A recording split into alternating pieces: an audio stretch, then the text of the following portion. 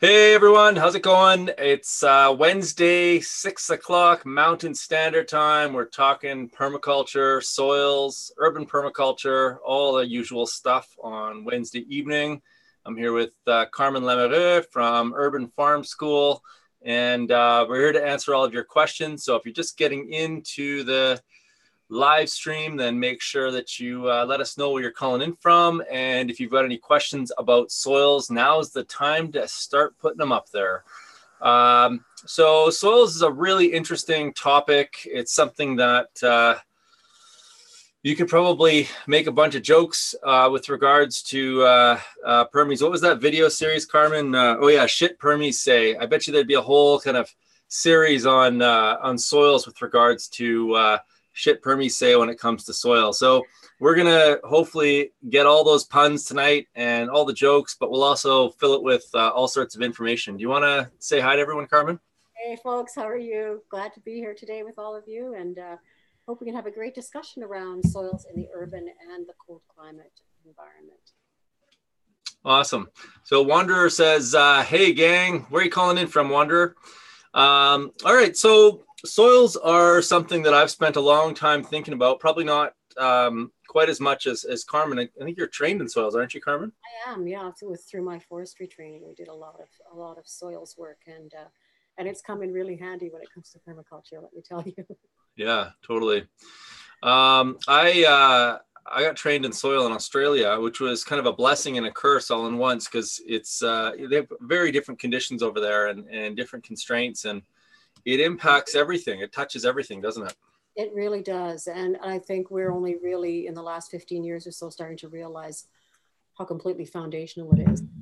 I mean, when I went to university, I studied soils extensively, and we really just glossed over the biological component of soils because we really didn't have any idea, soils was where insects lived, basically. And so that was it. That was the extent of our understanding about soils. And of course, now we get it, now we get it. Totally. Really awesome. And we're still at the infantile stage of really understanding how important soils are to our complete earth biome, not just, our immune system as a human being is completely dependent on the immune system in the soil, which is the microbiology. So to me, that's pretty awesome. Yeah, we might have to make this a couple episodes, because I was thinking about what I wanted to talk about tonight, and one of the things that really stood out for me, or has always for quite a while, I should say, is the nutrient density of food. And I've written a couple of blogs on all of that. That's one piece. But the other thing that I was thinking about, soil is kind of a lag measure. And so it's kind of an indicator of whether the other stuff that you're doing is actually complementing the ecosystem.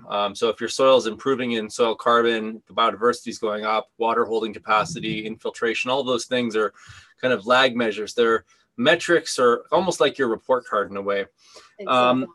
And when I was in Australia and we were talking about water harvesting and designing of swales and water harvesting infrastructure and things like that, one of the things that came up quite often there was understanding at what point your soils actually start to have a watershed event, when they start to actually when they stop infiltrating, basically when you reach field capacity, essentially. And I have not seen that happen too often here. And I think it has to do with our glaciation. I think it has to do with the soil carbon levels. Australia not having had a glaciation in a very, very long time. The soil carbon in our levels, and soil carbon levels in our soil. And so that changes, like, that whole understanding of how watershed events kind of changes things, especially, given this winter, we had all that snow, and, a third of our moisture comes in the form of the winter. And I don't know if you noticed this, but this year with everybody was bitching about the length of the winter. Like, it was just nonstop, get over it. We live in a northern climate, but when a third of your moisture comes in the form of snow and our grounds are completely frozen, in other words, we have a watershed, the only time we have a watershed event is actually at the end of the winter. Right.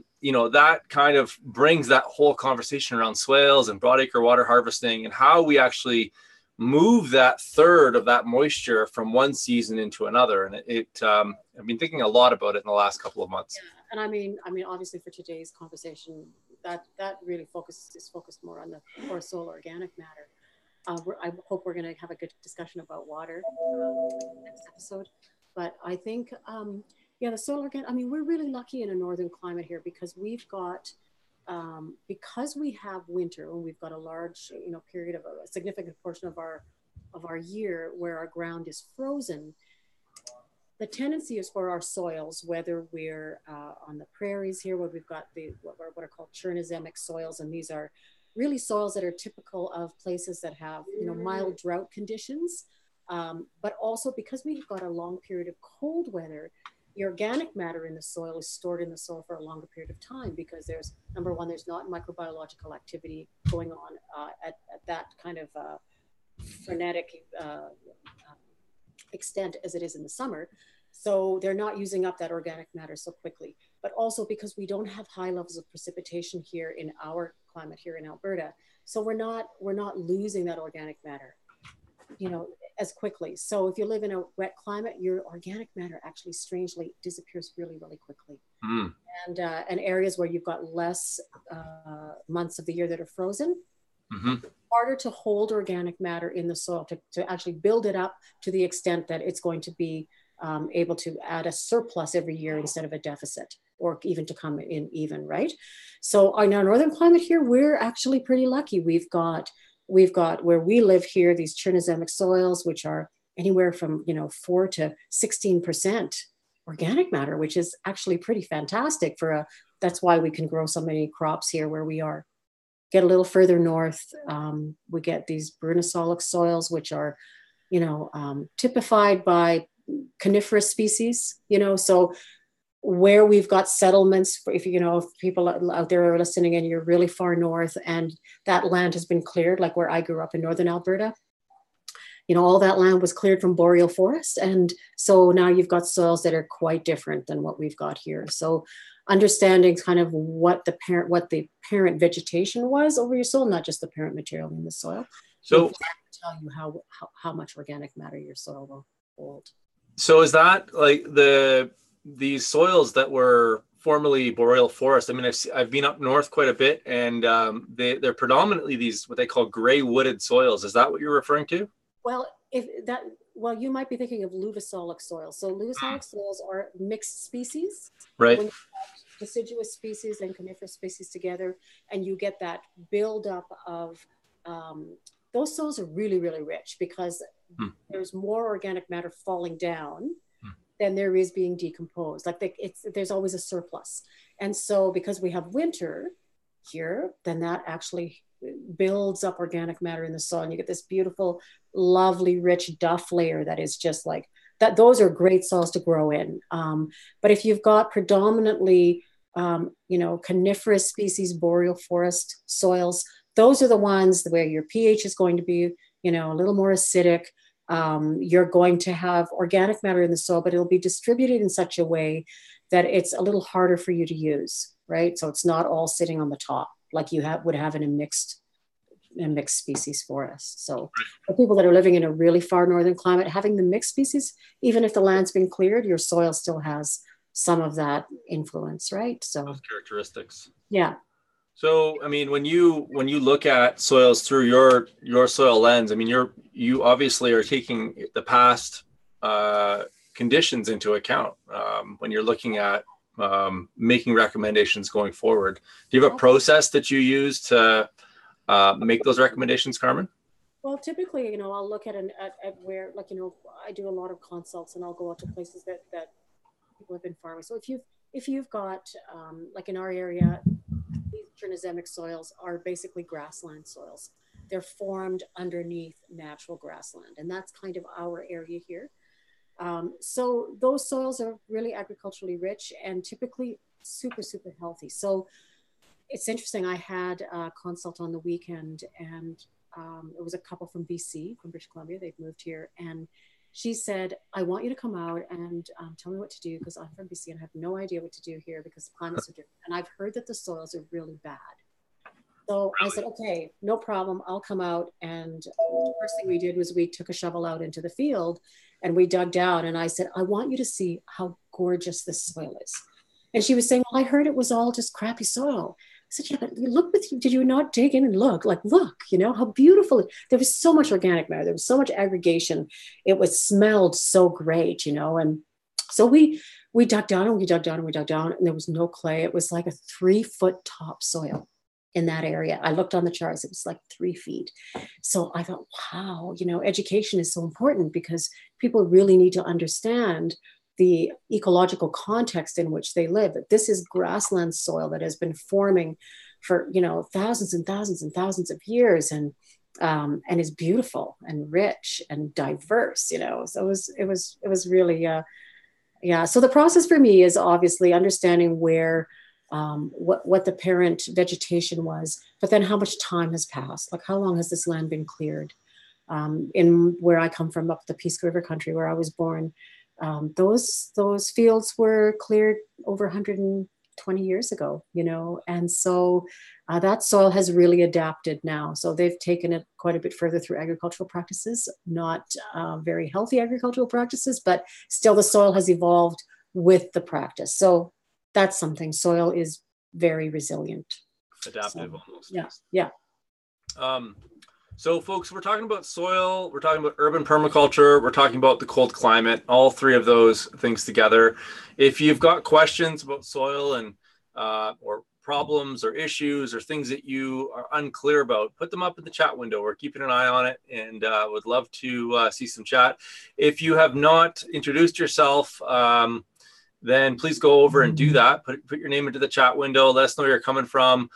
Tell us something about your soil. We'd love to hear about what you're currently trying to grow or having success growing. We've got a soil expert, Carmen Lemereux from Urban Farm School. I'm sorry if I'm pronouncing your name wrong there, Carmen. What's that? I said I've heard all kinds of pronunciation, so no problem. All right. Yeah. So, I mean, what are some of the key practices that you do in your garden, Carmen, to ensure that you get? Well, let's start actually right from the basics. Let's start, because I know you've got Michelle has taken actually quite a few courses from you, specifically I think in tomato starting. So yeah. Let's go right from like making sure that plants have the right components. And we can talk tomatoes or we can talk plants in general. I'll leave it up to you. But, you know, you really kind of get into the microbiology, you get into amendments and making sure that those seedlings have everything they need from ground zero. And we've certainly seen some incredible improvements in our own garden since Michelle has, you know, learned from you. So. That's wonderful. That's wonderful. Well, I think, you know, especially in an urban environment here, we've got, you know, we've got soil that is compacted. There's been a lot of disturbance through the construction processes, and we get this compaction of not just the topsoil, but the subsoil. And also, one thing that is really, really important as we grow our gardens is try to not disturb those strata in the soils, which have formed over time. And in an urban environment, that may be sort of a false layering, but that's what we've got. So we try to work with those layers and try to amend. And wherever possible, I prefer to use the soil that is in situ, that is in place in my yard, because there's some kind of relationship between the place and the soil. So even if it's damaged soil, it still has some degree of microbiology in it. So I always recommend that as much as possible, work with the soil you have and work to amend that. In some situations, that's not possible, and you've got to bring sort of bulk soil in.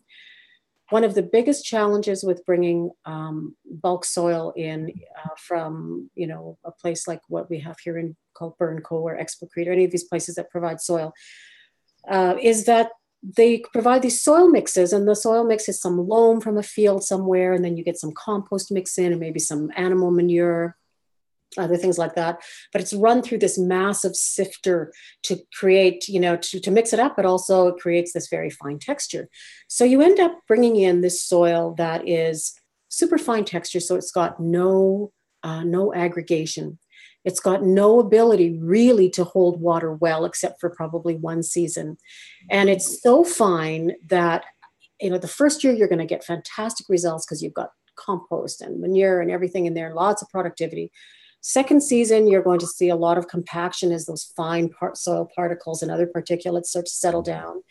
And then you're also usually second to third year, you're going to start seeing some disease organisms coming in, because there's no, if the mixing of all that soil and creating this fine particles just destroys all the microorganisms in the soil. So if you have to bring that kind of soil in, then what you need to do is, first of all, get that texture back in the soil so that there's air spaces. You've got organic matter coming in that will provide food for microorganisms, and then bring in, I always like to bring in or create really fantastic compost, but also basically worm castings and biological inoculants. We've got friends here that come in and they'll make compost teas, and they'll come out with their business and spray your property with that. So you're getting your plants inoculated, but also doing soil drenching, which gets the microbiology in the soil. And I think that is absolutely number one for getting healthy, nutrient-dense food, is to get the microbiology back in the soil. And it takes time. So I've basically got 5 main strategies that I use. So number one, I use, my own soil as much as possible. If I have to bring in extra soil, I try to mix some of my own in. So I'm inoculating with the native microbiology. The other thing I like to tell people to do is to learn to compost thermophilically. Learn to compost, become just a compost wizard. Learn how to create the best compost you possibly can. And basically you're brewing your own microbiology. And if you can get that right, you've got everything you need. You're adding organic matter, you're adding microbial populations, you're getting all that texture back into the soil, which is fantastic. And then the third thing that I guess I'd like to do is to use worm castings in the soil. To me, that is probably the fastest way to get texture and biology. And I mean, I cannot believe what a difference worm castings make to my soil. It's really the best thing ever. And you can do that yourself with your own worm castings, or nowadays you can buy them by the bag, which is just fantastic. And then the other strategy that I use is to work on the compaction layer below your soil. So avoid tillage as much as possible. Get in there with a broad fork or a four-pronged garden fork, and basically rock your soil open. Just like in a rural environment, you'd use a keyline plow, right, to get in there and create those channels. And so once you've got your compost on and your worm castings, you can start working that stuff into your soil without turning it over, but opening up that subsoil layer, which in our area is mostly clay. And then the other strategy for soil health is to mulch appropriately, right? So mulching with the appropriate product. So in a garden bed, that would be straw or leaves that are falling from the trees that we've already got on the property. And in our food forests or perennial beds, we'd be using wood chips. Right. So just 5 very, very basic, very simple strategies that anybody can use. Yeah. Totally. I mean, I remember when I took my first PDC, and I had very little gardening experience at the time, and actually nor did Michelle. And we came home and decided we were going to turn the old trampoline pad, which was basically just red shale and clay that had been sprayed with Roundup for at least 30 years, I think, into a garden. And, I didn't have a lot of hope for it, to be honest. But we basically followed all of those principles. And we were broad forking it just the other day. And for those of you guys who've never heard of a broad fork's basically just a really big, well, actually, is it called a broad fork, Carmen? Like the really big forks with a really long time. Yeah. Yeah. Those are broad forks, right? Yeah. And I could not believe what has happened to our soil we've been working at it for 10 years, but heavy mulch, compost, one of probably the best resources I've found on the internet for soil is Dr. Christine Jones, Amazing Carbon. Absolutely unbelievable. And you can tell it's good because she doesn't put a lot of effort into makeup on her website. So it's just like the raw data, right? And she writes these papers. So her blogs are basically PhD papers that she writes. A couple of just interesting factoids for folks out there that are interested in soil. So a 1% increase in soil carbon represents an additional water storage capacity of 166,000 liters per hectare of land. And so when you go back to what Carmen was saying about some of our soils having carbon levels as high as 16%, that's unbelievable. And one of the things that's been kind of hitting me lately is that when we have these spring melts or these summer rains or spring rains, and we get massive amounts of runoff off of our fields, some of the agricultural fields that have been plowed for so long, it's interesting when we blame these things on extreme rain events or climate change.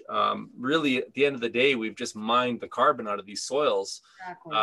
And when every time you lose a percentage on your soil with regards to organic carbon, we're basically eliminating the ecosystem's ability to drought proof itself, to store water. And so one of the other things that Dr. Christine Jones, she actually has a few principles of her own that through her research, and one of them is continuous live root. So her research has recently shown that compost is great as an amendment it's almost like yogurt for the soil in a way, like a probiotic, but the carbon in compost will actually off-gas within 5 years. And so her research has shown that the plant exudates are the ones that create the long-term carbon store, essentially, the long-chain carbohydrates, essentially.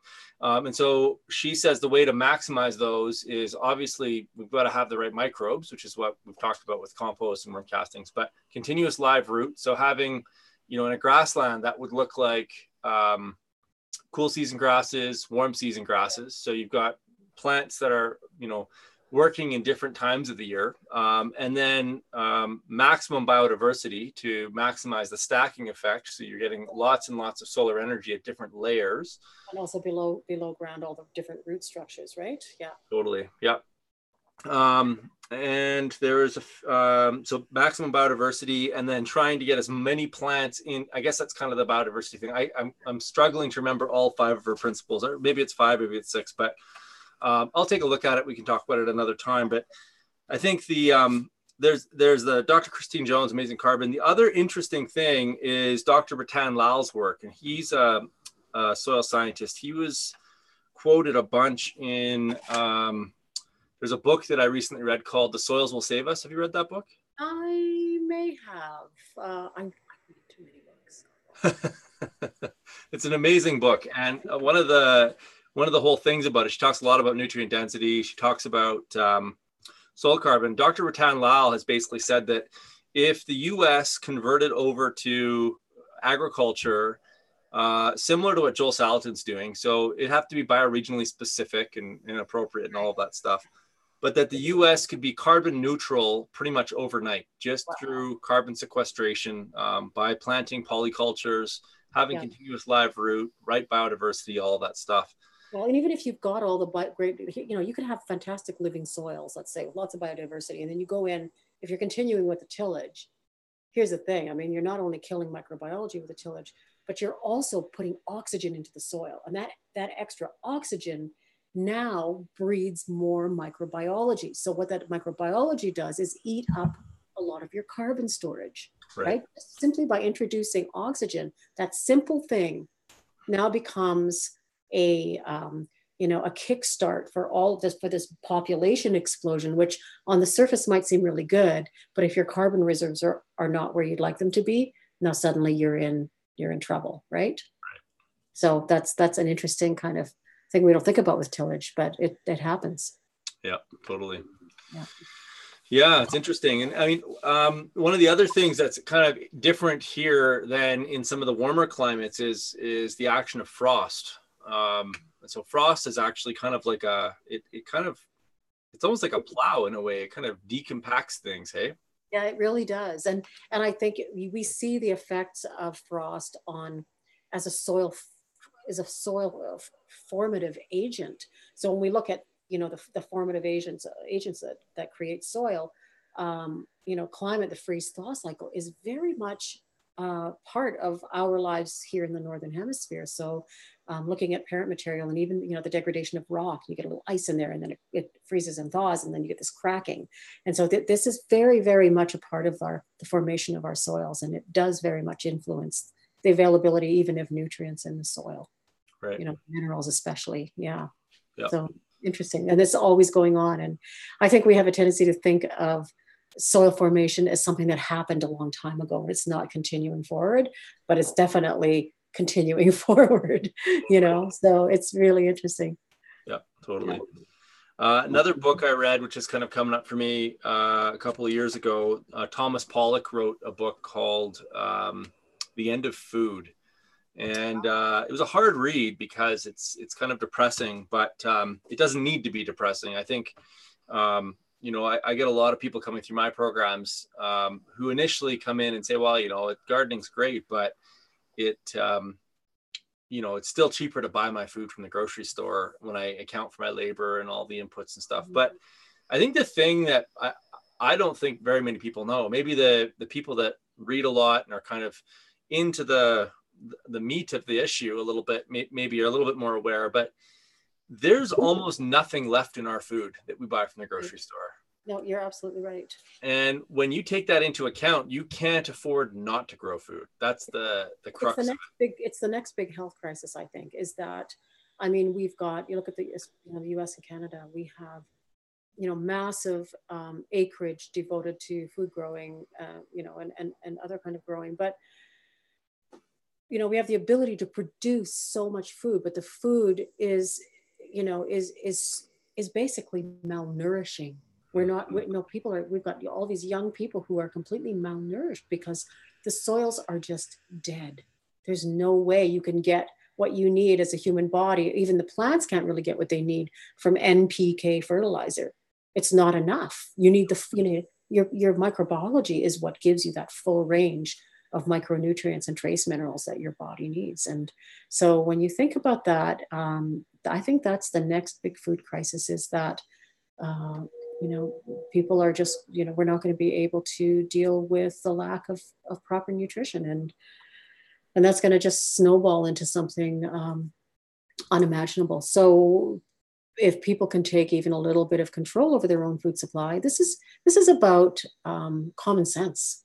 I mean, my family would never have thought about going into a winter without having really, really good food in the larder or in the freezer, or, you know, I mean, but because we knew we were a family of 7 people, you know, we had to have enough food to feed all of us. And that means there's a lot of calories being consumed. So when you think not only of calories, but also of the nutrient quality of that food, it's just, you know, it's so important, so important. And nowadays we don't think about that. It's one of those things that's below the level of consumerism.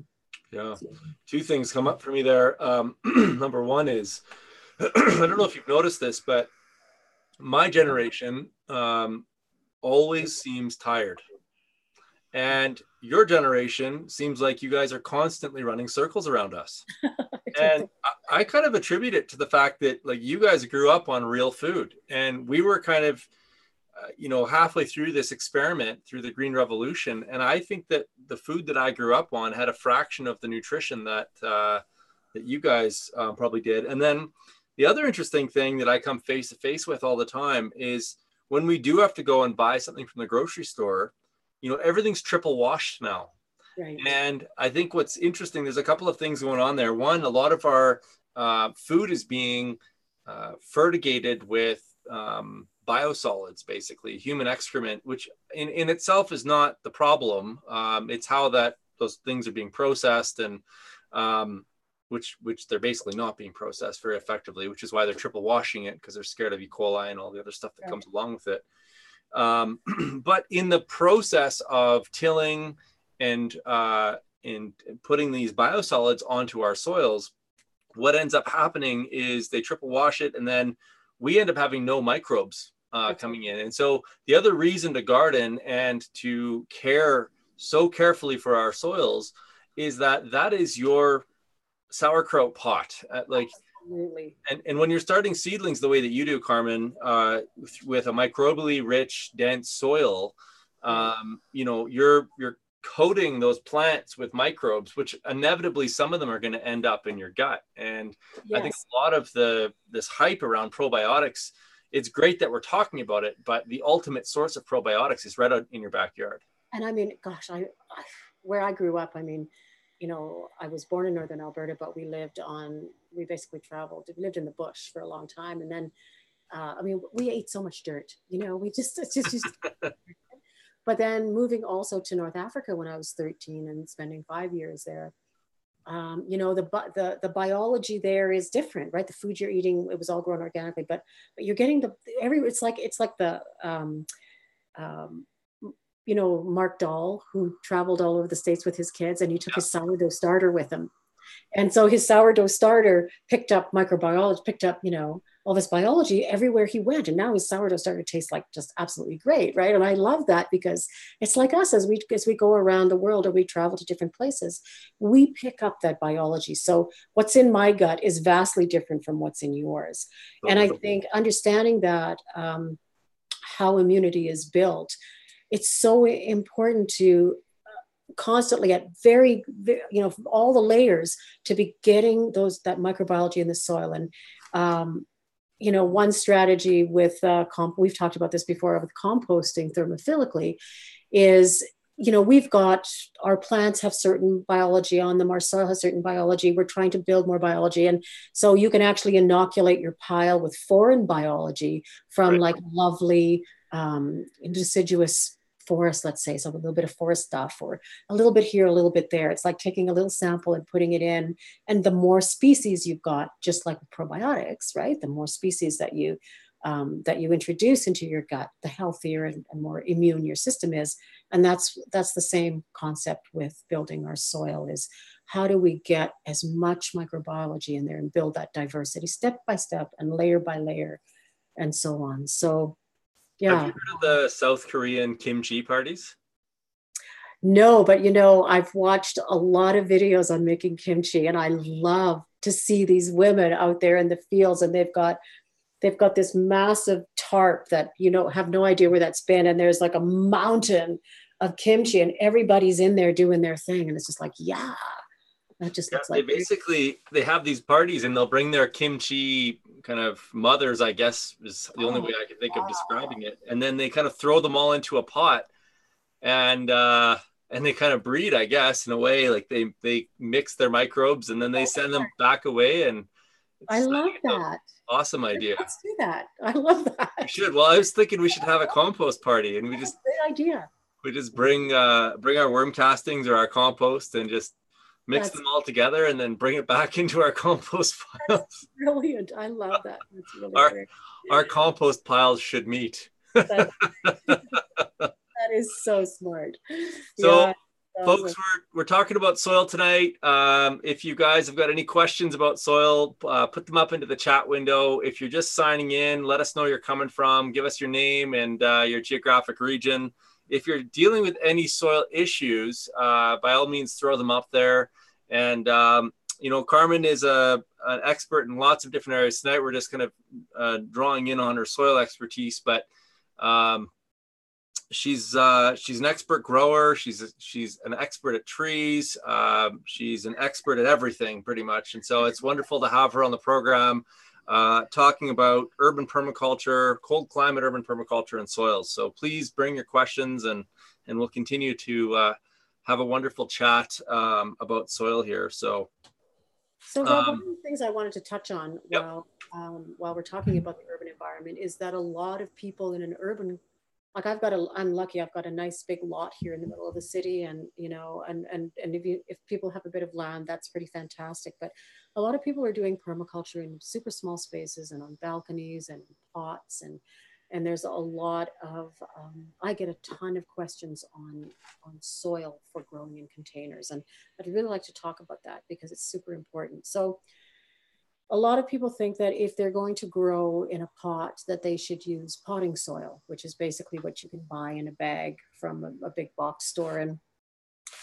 one of the issues with this is a labeling issue, because often it says potting soil on it, and honestly they shouldn't be allowed to use the word soil because there's no soil in it. It is a peat-based product that is basically sterile medium. It's got no actual soil in it.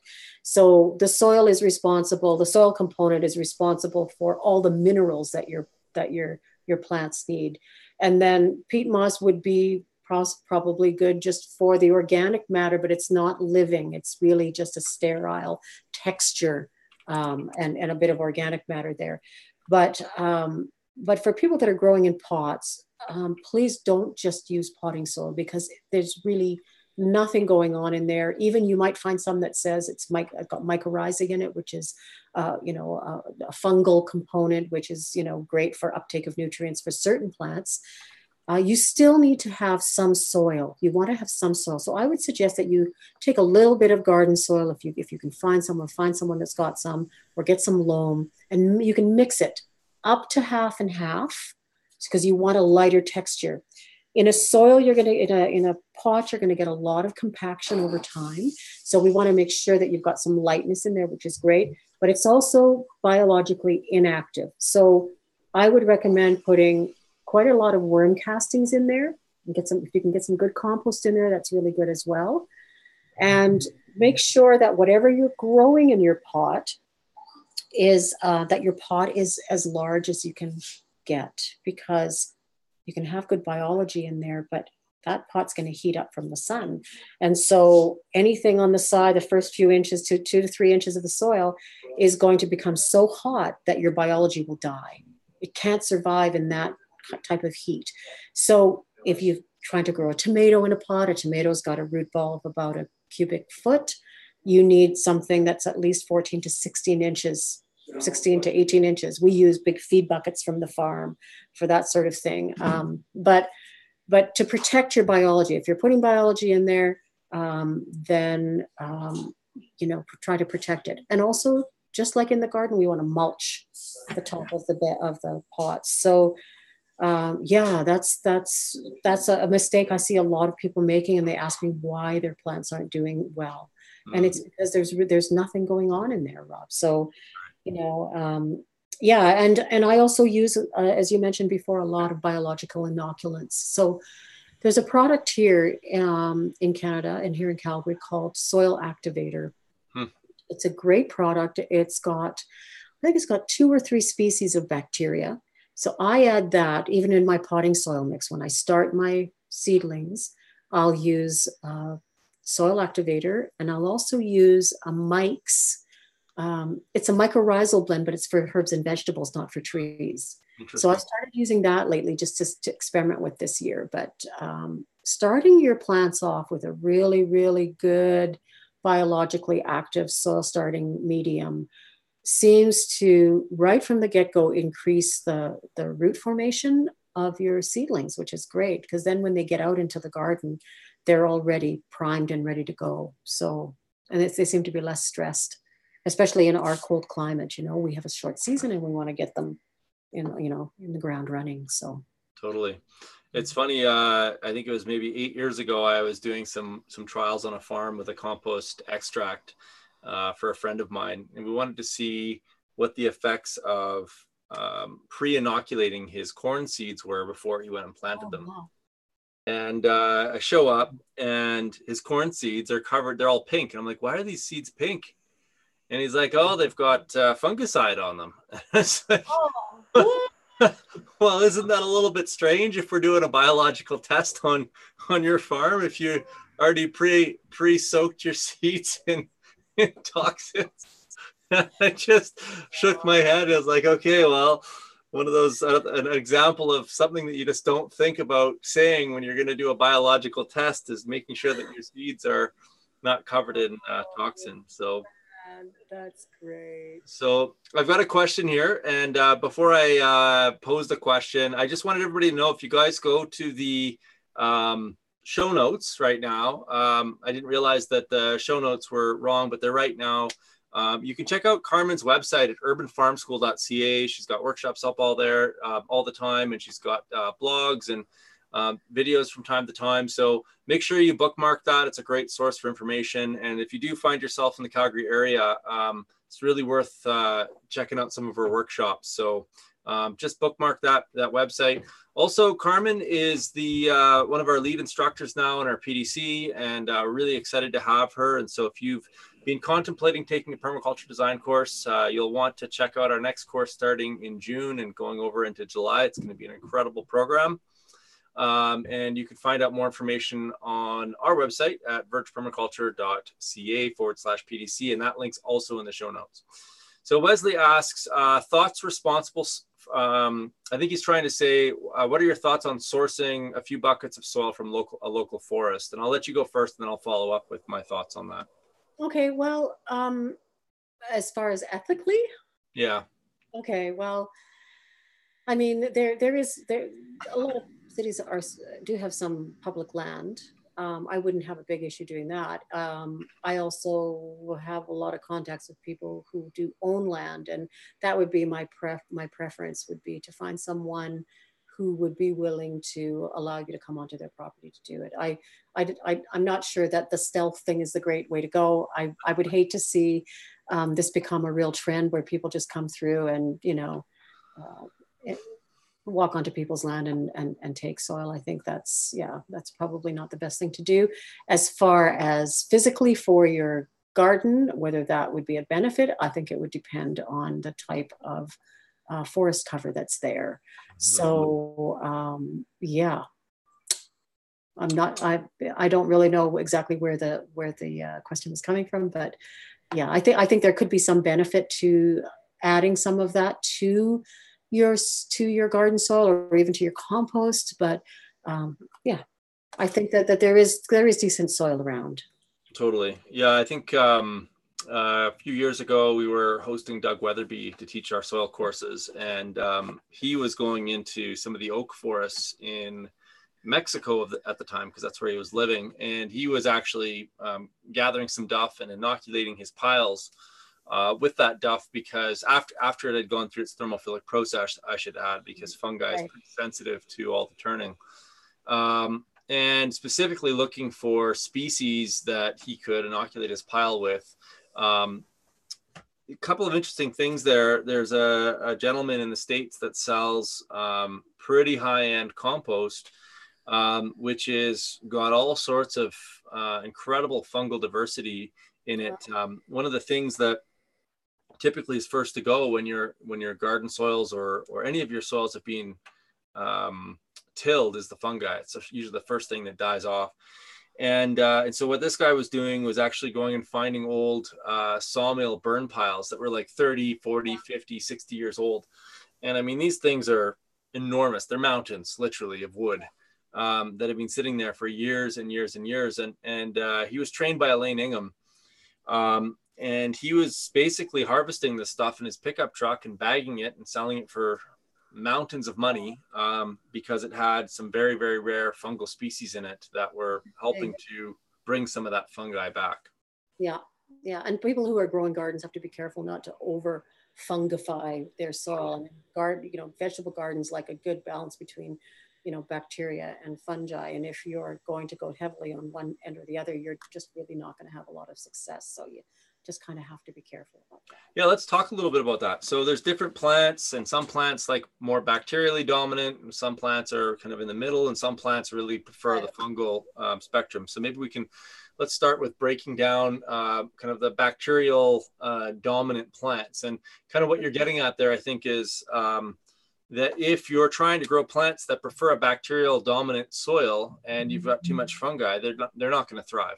Right, exactly. And that did actually happen to me one year. I mean, I've been working on my soils for years, and my soil was, probably getting, just a slightly more fungally dominant than bacterially, because I couldn't grow any brassicas anymore.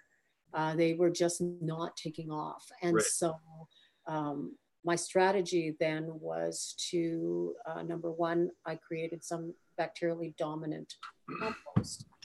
The other plants didn't seem to mind it, but the broccoli and the cauliflower and the other plants seemed to appreciate it. But then I also did a little more soil disturbance.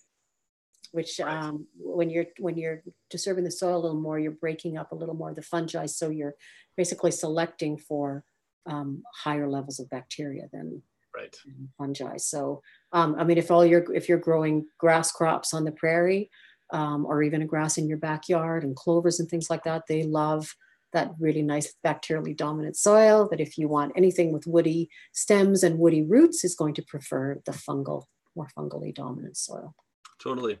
Yeah. And part of the reason for that is that the nitrogen exchange that occurs is different in a bacterial soil than it is in a fungal soil. So I believe forests prefer NH4, I believe, ammonium, versus gardens. Is it nitrate or nitrite? I always get those two confused.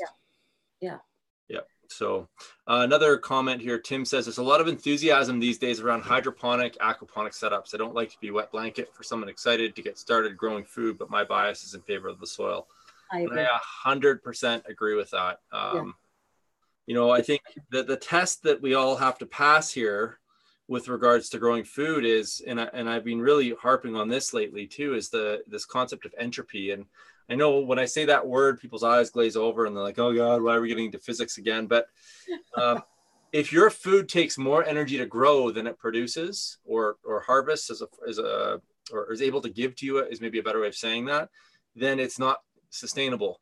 Right. And one of my biggest kind of, I hate to call it a fear, but when we lose natural gas, or electricity, or phosphorus, any three of those sources, natural gas is going to eliminate our synthetic nitrogen, which isn't really a weak link. You just need to grow more legumes. The phosphorus is going to knock out industrial ag. It also is not a weak link if we're partnering with fungi. You know, ultimately, if any of those energy sources or fertility sources go, we are going to have to go back to the way things were grown 100, 150 years ago. And so running pumps and trying to keep fish alive, and it doesn't make any sense. I'm sorry. Yeah, it kind of freaks me out when I hear people say that the future of food is in aquaponics or hydroponics. And because where's the biology? Right. Where's the full range of micronutrients? How, I think it's going to look amazing on the surface. It's going to be really beautiful and green, and it's, you know, people can grow it in a warehouse where you don't need sunshine and you don't need soil. But you know, our bodies are built to be in relation with the earth. Right. That's my feeling, and I feel very strongly about that. And I will never grow food hydroponically. I think there's some, where I see the value in this, let me just clarify this. Where I see the value in hydroponics or aquaponics is where you are in a situation where your growing season is so limited that you need to augment over winter months, let's say, with maybe some hydroponically or aquaponically grown food. However, if we can start to switch our mind around how to grow food and how to grow it well, and how to nurture living soil and how to grow nutrient dense food, and we learn the art again of how to preserve that food and how to store it and which foods to grow that have the most calories and the most nutrients for us, it's not necessary for us, you know, to get into hydroponics and aquaponics.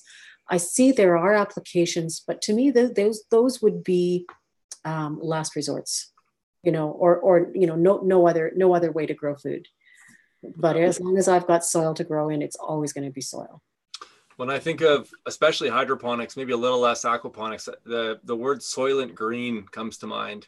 And you know, I was talking to someone today about hydroponics.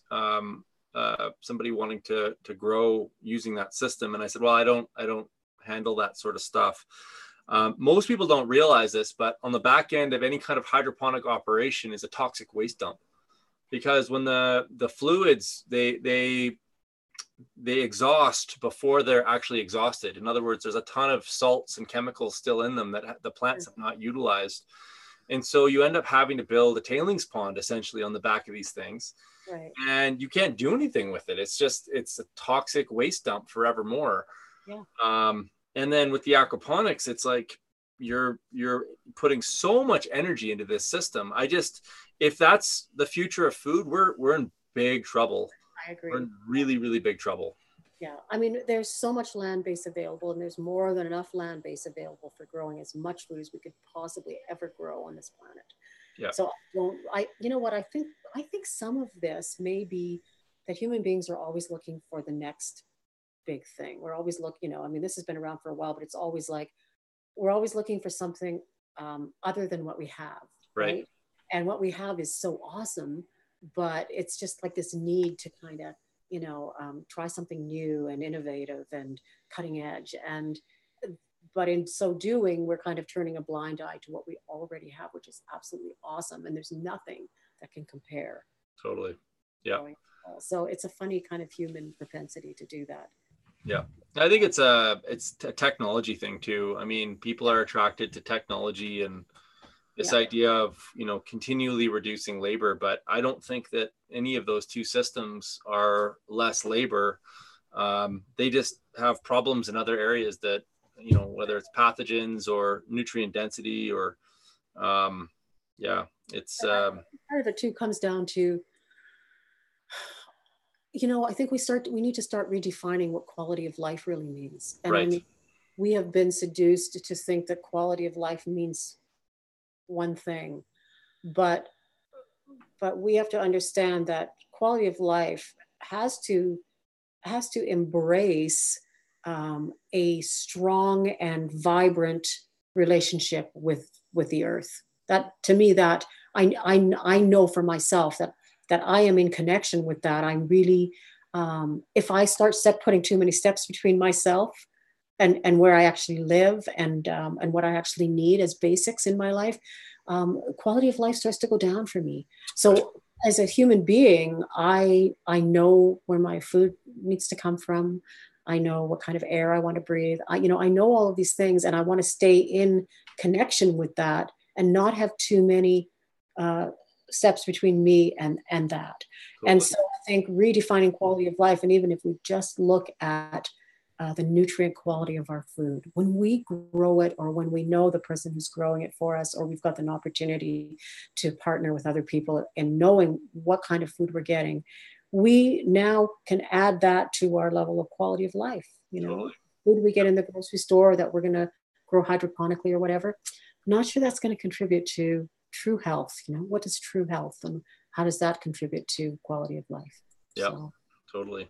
I'll just finish with a story. And if you guys have any other questions, feel free to post them up there. But I was leaving Staples the other day, and right beside Staples is a Gold's Gym.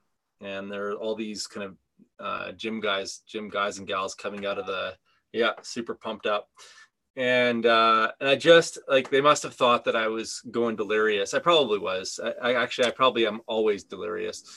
And I just started laughing so hard because, on one hand of the spectrum, we've got this thing, I don't know if you've seen it, the farm bot. And the farm bot kind of ties in with hydroponics and aquaponics, this like laborless, technophilic food growing kind of mentality. And it's like, we're going to, and if we go back 50 years, the equivalent of that was herbicides and pesticides. Most people don't realize this, but farmers adopted herbicides, pesticides, fungicides, because the world demanded that we optimize food for cost, not for quality. And because labor is so expensive, then we innovated these chemicals in order to reduce the labor of the farmer, which could allow him to optimize for cost, not for nutrition. Anyways, these guys are leaving the gym, and I'm thinking about hydroponics and aquaponics, and specifically, actually, I haven't released it yet, but I wrote a blog on why farmers use herbicides and pesticides, and talking specifically about how urbanites have been demanding cheap food, and so that has been the result of that. So it's not really on the farmer as much as it's just the market has demanded this optimization protocol. And so as we strip labor out of food production, out of farming, out of gardening, we all talk about how we want to have more time to relax and more time for, as you stated, quality of life. And all we end up doing is paying another company or business to go and work. And so then we just sit in these stationary bikes and these treadmills, and we lift all this weight because we no longer are working outside on our farms. Meanwhile, we're vitamin D deficient. So now we got to go buy a vitamin D supplement. And it's just like, yeah, we're so lost. It's unbelievable. And yet the solution is just sitting right there in front of us. I mean, what was that quote from Bill Mollison? While the problems of the world become increasingly complex, the solutions remain embarrassingly simple. Embarrassingly simple. Yeah, absolutely. And I think, you know, that whole fleecing of society in a way, I mean, we have willingly bought into this separation paradigm, right? And I think we're separate from each other, and we're separate from our relationship with the earth and the things that are really important. And it amazes me all the time that something so absolutely essential to life, like food, we willingly abdicate responsibility for to someone else that we don't even know.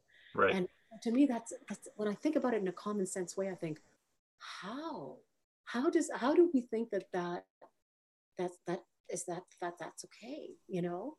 I mean, it's just really funny to me. I mean, not everybody can put a garden in their backyard. Not everybody can grow their own food. I understand that, but understanding where our true power lives as far as, you know, just sourcing food and not demanding the cheapest, knowing that there's a compromise there. Totally. So, anyway. Yeah, no, 100% agree with you there, Carmen. And I think that's why we need a food revolution. So we've come to the end of our hour, guys. And it's been a really interesting hour. I've had a ton of fun here chatting with Carmen. Again, her link to her website is in the show notes below, urbanfarmschool.ca. So go check that out. If you're interested in taking a PDC or learning more about them, check out our website, vergepermaculture.ca. If you found tonight's talk interesting, I'd love it if you hit the like button. You can also share it on social media. That always helps it track. And what are we talking about next time? We're talking about water, right? Talk about water. Yeah, we're going to talk about water in the cold climate, urban environment, and some of the challenges and strategies around that. So. Okay, awesome, guys. So tell all your friends next week, Wednesday, 6 p.m. Mountain Standard Time. We're going to have another conversation about water. And yeah, thanks so much for spending an hour with us when it's absolutely gorgeous outside. I'm going to go out and get a few more. Yeah, garden sunburn. Yeah. I'm going to go get a few more rays myself, and we'll talk to you guys all real soon. Take care, folks.